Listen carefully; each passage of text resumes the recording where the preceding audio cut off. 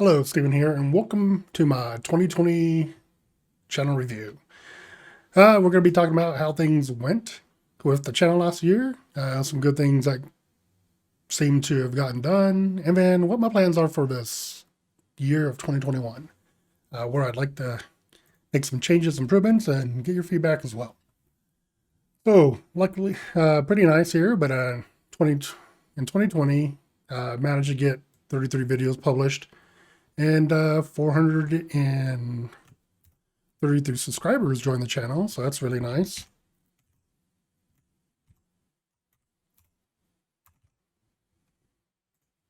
So, like I said, 32 videos published. We had 433 subscribers in 2020, so it was really nice to see the audience grow so that more people could get help or find some really, hopefully, good examples of what you could try to do with Apache Nifi. And then we also had really great comments. I enjoyed reading a lot of those comments. Some people asking for help on very specific problems.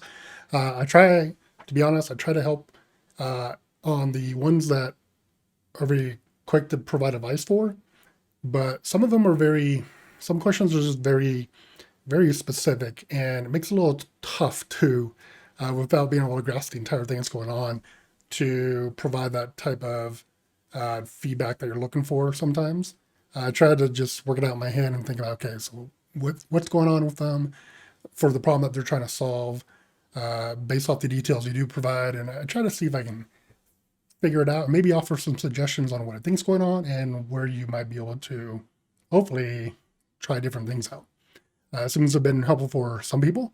Some people probably not as helpful, even though my intent is to try to do the best I can for them. And then a couple other things done for the year was did set up a Twitter account by request because there was an individual who was asking for Twitter to be set up. I'm not a super fan of Twitter, but hey, I don't mind if it makes it easier for you to be able to get notifications so you can check out the videos, and sure, why not? It's actually been pretty helpful to me in some areas too. Been able to meet some people that way and check out some stuff that they're doing. And I found it very helpful in that regard.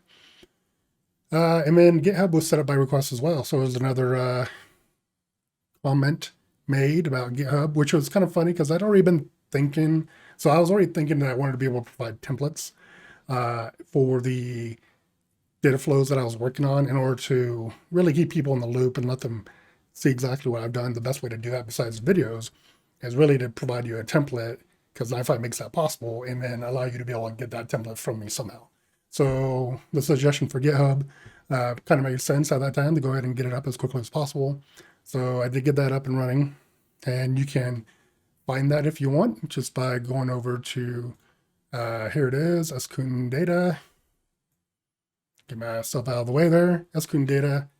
And then I have an Apache Nifi flow or branch in there. From there, you can see the Best Buy data flow, the WebSocket one I did before as well. So the information on that, and I try to keep it. The way I'm trying to do it is not give you one data flow that just gets updated all the time, but give you a template that matches each video as we progress through the data flows that we're working on. That way, hopefully, it makes more sense and it stays matched to what you're seeing in the video. So you have the option to go in here and get those as well. And like I said, Twitter is available too, so if you want to be able to keep in touch there. I do like to comment in here once in a while when I can, or when I remember to. But I do check it at least once a day, so I can just see if there's any feedback or anything like that. Really, I'm using it as a way to post videos and help people stay in the loop when new videos are created. And then back over here, so we have from the GitHub, we go over to data flow. So data flow are videos that we worked on this year, or that I created this year, to hopefully cover processors and ways to use them and different scenarios for how to use them. The very first one I think I did was the Twitter data flow. They didn't really call it that, but it was a data flow based around Twitter, using the Twitter API, bringing data in, bringing that real-time data in and be able to work with it and sift through it a little bit. And then I had a little break right after that period. World got a little weird. So being distracted by things I have to take care of and get done, and then work itself. And then came back and started to get more videos in there and make time available to start making these videos. Mostly because, I mean, I really sometimes I'm trying to find help on certain things that takes me a long time to try to figure out the answers to, or I can't find really good solid examples on stuff. So I wanted to make sure that I could share that stuff with you as well. Where, hey, if I had a hard time trying to find examples or solution to these problems, there's got to be someone else out there, right? Same problem. So decided to go ahead and keep going with the videos, and there we go. We got the aviation data flow one, which was a fun one to work with because it was an API for free. Only got so many calls per month, so it was pretty restrictive on that. But it gave us a good way to work with. It wasn't my favorite API because it felt like it was missing some data here and there. And not as accurate as I would like it to be. Provided a real good way, though, to show off them and show how to use inside of Apache Nifi some really good processors and get things done with them. And then the WebSocket one. The WebSocket one was another one of my favorite this year. It was actually a solution. It was actually using a solution that I was working on for work, where stumbled across WebSocket. I think I'd seen the WebSocket one in Nifi before. Never took time to actually look at it because it wasn't something I needed to look at before. But stumbled across it at that point. Started working with it, learned how to use it real quick, and then implemented it, and was able to get it up and running within a day, or actually within like half a day. It was pretty simple to get things figured out. And once I did, it was actually a really cool tool to have as a processor available to use inside of Nifi to solve some very unique problems as well. So that was a pretty good one. And then we have the Best Buy data flow, which we are working on right now. I still have some more videos I want to put out for you on that one. So we created the videos on the first part of the data flow, which we can go back to. So the categories and subcategories here. Get myself out of the way. So categories and subcategories, right? On how to consume that data inside of Nifi, using some of the same things, using some of the same processors we've used before. I tried to include new processors as much as possible. Sometimes I miss some, sometimes I don't know all of them because I haven't used, there's still a handful of processors I definitely haven't used out there. So that takes some time to check on, figure out how to use and work with correctly, and whether or not they can offer the solution I'm looking for in order to provide a good example for you. But I try to make sure I expand on how many different ways, because that's the cool thing about Nifi, right? It's this really big toolbox that can solve your problems that you're looking for or looking to solve, but a lot of times it can solve that problem you're working on in like 10 different ways. So just depends on how big you want your flow to be, how costly you want it to be for resources and stuff like that, how you want to tweak it and all that good stuff. So you can really get it done in a lot of different ways. I'm not always looking to create the most streamlined or most inexpensive data flows for you, because sometimes I'm just trying to throw in a process in there in order to get exposure to that and show you how to use it or how I've used it before. So sometimes some of these don't turn out to be the cheapest, but I did get a lot of good feedback on this one, where there's another processor I wanted to look into as well. I actually haven't used it myself, but it's the JSON. Try to remember. So it is in here. It's not a split. I was looking into it a little bit, started working on it. Just trying to find a good spot to make sure I understand it correctly. I'll have to go back, look it back up. But it was from Twitter. Actually, go back over here. Was it? No comment, no comment. I think it's this one. Yeah, hey, Tim Span, thanks. I liked your comment here, the fork record, right? So I wanted to make sure I understand how to use that one correctly. I haven't actually used it in a flow before, even at work. So it looks like another good solution for another way how to do something. So it's one that I want to look into as well. But Tim's had some pretty good suggestions in here as well, so definitely like those. And yeah, so the Best Buy one's been pretty good. It shows a lot of different ways where like they have multiple APIs that you can call into and get information out of. So right now we created the nice little categories and subcategory data set that we're consuming. And then we have the products one, working with the products one. We recently finished that one up in the last video where we are taking the data into two different, or take them both into MySQL tables. But I really want to put them into some other platforms that will be nice to work with. I think I might take it to Elasticsearch because we can use Kibana quickly to kind of chart out some of this data real fast without having to do too much in there. And then there's, I want to take this and really take it to the next level, which is, so the Best Buy API also has their stores API, right? So you can call in there, get information on stores, location, GPS, and all that stuff for that long, where they're located. But there's also a really cool one, which is it works in conjunction with the products, which is the in-store availability. So inside of the products API, it tells you if it's available in the store, but it doesn't actually tell you, is it in the store, right? So this is where in my next couple of videos, I'm going to take that, we'll work that in there too, and then consume the store data, and then figure out how we can use it with the stores, how we can take our products and use them with the stores API to actually tell you, does the store have in stock right now that product you're looking for? So the Best Buy API has actually been one of my favorites this year, just because there's so many different things we can do with it.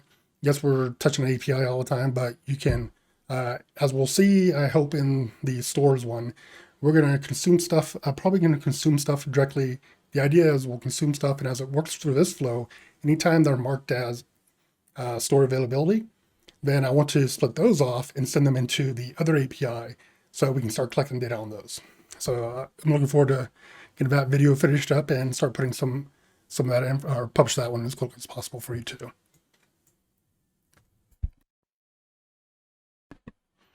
Okay, so let's go back in here, which is there.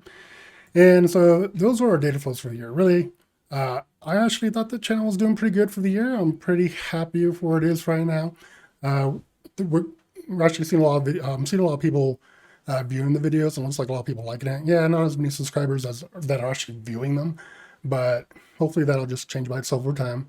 But it looks like getting a lot of good comments and stuff from people who are just straight up telling me, hey, this video was helpful. It helped me solve my problem I'm working on, gave me a good direction to go in my problems that I'm trying to solve as well. So the videos are actually doing what I want, which is taking stuff that I've learned and trying to help someone else maybe figure this out as well, right? Especially for a tool that I love using every day, which is Apache Nifi. All right, so let's jump on over to my plans for this year. So I want to make some small changes and big changes this year. So first of all, we'll start with the new one that we're doing right now, right? Which is I want to try to implement for 2021 a monthly video update. I don't know, I'll give it a try and see what happens with it, but my idea is to keep you updated every month with videos that I'm planning to release, whether they're processor videos, new platform, different software, or project videos, right? Where the project videos are, how I'm doing that, right? Really, my biggest goal is to try to maintain one video per week of any type of this content. I would really like to get up to two. It'll depend on seeing how my schedule is between work and other things in real life, or at home life, and then some of the hardest parts, right? Which is researching and planning the scenarios in order to create these examples for you. So some of that is like the most time consuming, just to create some of these data flows and put them in a video, which ends up turning some of these videos are 15 minutes, or try to maintain 15 minutes per video so they're not too long, not too short. A 15-minute video might be an hour or two of work I did on the back end, right? So in order to get it all prepped, research, and figure out how to create that scenario so that you can get something out of it. And how to take things that I do at work and convert it over and find data, because I can't use data if I'm using it at work in a video. So how can I find data to replace that data I'm using at work, or how can I find data to utilize in the video to create examples that are helpful for you. So those are the biggest things. So a monthly video update on just how things are going, what videos you can expect for the month, what's coming down the line.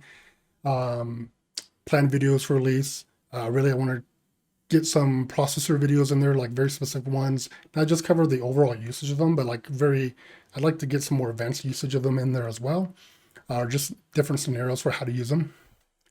And then keep on the project videos. I like those a lot. Those are because it's showing you really big scope of not just a processor, but how do I chain all these processors together to get a end result that I'm looking for, or move things from point A to point B, right? And do things in the middle as well.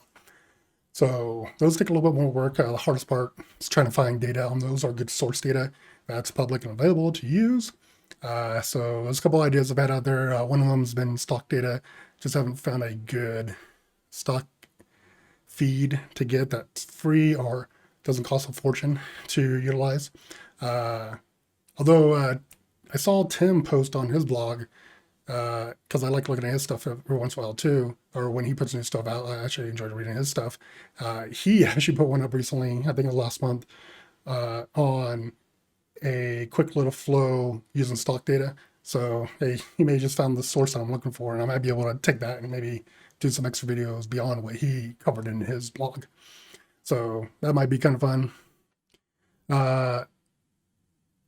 And then start expanding video content to other tools and software for data. So really, this isn't necessarily a Nifi channel. It's more of a data engineering channel, right? Just Nifi has so much to cover and so much to go into, and it's so useful in a lot of ways, and it interacts with so many different things and touches them that there's a lot of content. There's a lot of videos to be made to still cover different parts of Nifi that I haven't covered as well, right? I haven't covered like how to install it yourself if you want to, maybe set up a Docker container real quick. Normally I'm just inside the environment, and I haven't shown you how to do that stuff. So, because those are a little bit more in depth, more technical, so they can be a little that may not be the content someone's looking for to follow right now. But I do want to get a couple of those out there as well. Some other things like covering data engineering covers a lot of things, right? It's where you put the data and store it as well. So everything from MySQL to SQL Server to Elasticsearch, Couchbase, all these different databases out there that you could utilize with Nifi to not just create a better experience, but really empower yourself to be able to do more with Nifi and really make it more useful to you, or show how to work with systems you already have out there. So I want to do some videos on probably, and especially because the experience level from people watching the videos could be, it's probably everything from say beginner all the way to pretty advanced people out there. And some of it's going to be people who are maybe analysts or something like that who are using data to create reports or something, but really they want to be able to work with data in this way and do much more of it. So covering like this other software and how to use those tools, whether it's installing them or writing the syntax for them and stuff like that. Just kind of want to get some more videos out there for that and expand it a little bit more in that area. So that really covers a lot of what I want to do in 2021. Some of the things I want to cover real quick is just a quick one. So really want to thank, let's see here. So first things first, I want to thank my first Patreon subscriber over on my Patreon page. So Kansas City is the handle. Subscribed on the first of the month. So thank you very much. Really is helpful. And really Patreon does a couple things. If you want to provide support to the channel through Patreon, feel free, you don't have to. But some things that allow me to do is really there's some APIs I look at out there that some of them are pretty costly. So being able to subscribe to them for a couple months, or some cases 6 months, because depends on the subscription they force you to have to subscribe to, but they can offer really good data sets to get into. So there's a big cost for some of that stuff. So Patreon can help expand that, get better data sources. I've had very specific questions on, hey, can you do a video on using Apache Nifi in say AWS or something like that? That's not easy and not necessarily cheap. Got to pay for some server time, set stuff up there. I used up all my time already on their freebie stuff. So yeah, so some of that stuff can cost a little bit here and there.